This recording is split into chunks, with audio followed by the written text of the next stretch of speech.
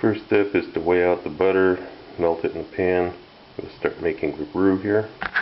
And once it's foamed up, we'll add the 2 tablespoons of flour to it. Stir it around. I'm going to reduce the heat down to 4 on a scale of 1 to 10. I have a separate video just on making roux if this is not a familiar process to you. After a few minutes, we have a blonde roux developed. This is about 5 minutes. Went pretty fast. Now I'm going to add milk. I turn up the heat a little bit because the milk was not preheated.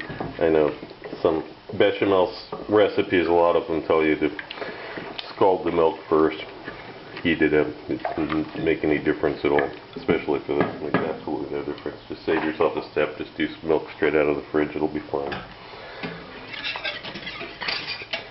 Now, I'm going to add 3/4 of a teaspoon of salt.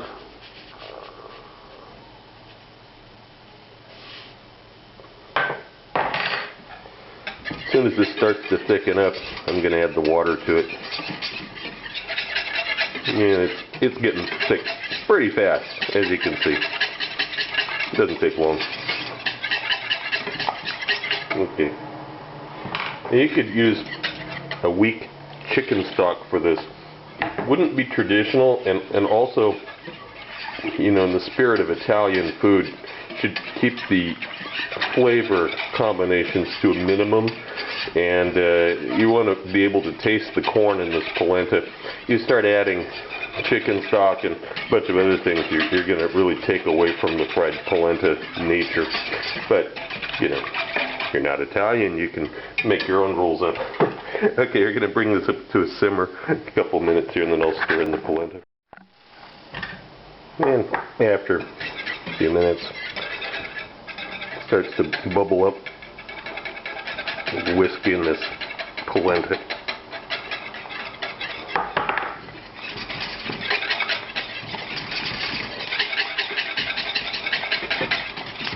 Now I'm going to turn the heat way down to 2 on a scale of 1 to 10. Switch to a different tool here so that I can scrape the bottom, make sure that there's nothing sticking on the bottom. And you're just going to let this kind of steam away for about 1 minute, and then I'm going to turn the heat off completely, let it cool just a little bit before we move it into the dish. It's been a minute. This is what we want to see. We want to see it pulling away from the sides, and it's kind of like liquid paste of some sort. It's a cohesive mass. The heat is off right now. You want to beat it a little bit, like you're whipping it just a little bit. This is fine. This is the stage you want. Now it's ready to go into the dish. And after you spoon it into the dish, it's just a matter of pressing it down into the corners. It's going to be. And after you've got it approximately packed down, you can use a storage container. It's something that's got a flat bottom here to press it down more and make sure that the top is uniform. If there's some little pattern or grid work in here, you can smooth that over with the palette knife at the end. The point is you want to make sure that it's a uniform thickness and that it's tamped down really well. Okay. Now this is going to smooth it a little bit, and then I'll put it in the refrigerator and let it chill.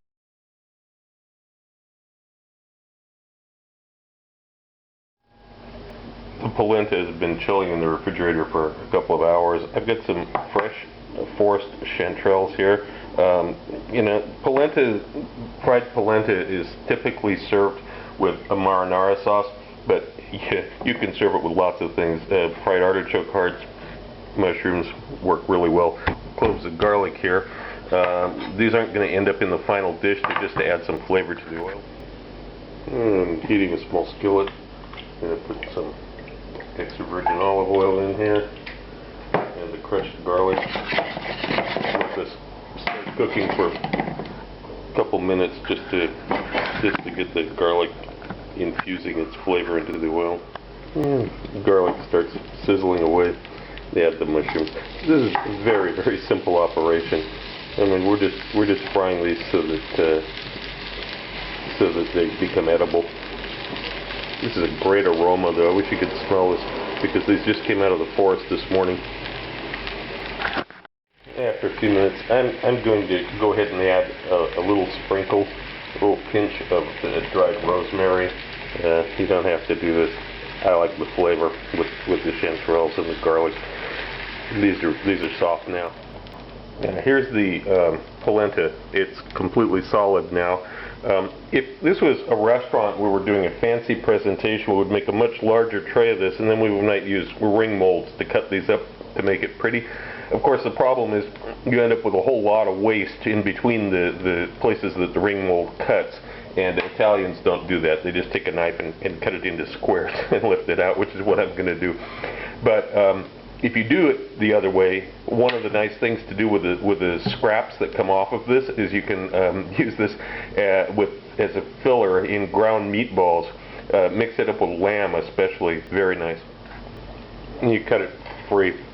And just take a knife and make the pieces relatively even space, relatively even size, just for nice presentation. In that same pan, they just cook those mushrooms in. I'm going to add a little bit more olive oil.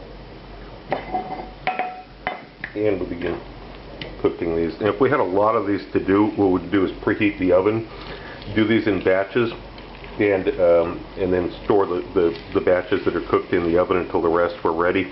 I'm not doing that many here, so I'll just cook these straight and show you. After a few minutes, on a medium heat, you will get a nice golden brown color. Now I'm going to transfer these off to a platter. We're going to actually plate them after they drain here a little bit first. It'll make a better presentation. While on this platter, I'm going to grate mozzarella onto the top of them and let that melt in from the residual heat that's in there. I'm going to let this melt first. Now you can take these mushrooms, chanterelles. You can put the garlic in it if you like it. Italians certainly would pull this off.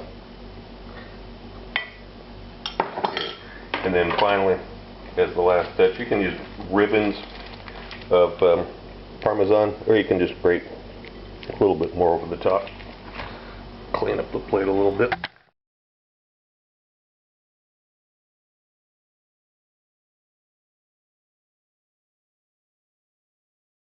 Also look for my cocktail book, Cocktails of the South Pacific and Beyond, Advanced Mixology, available through Amazon online.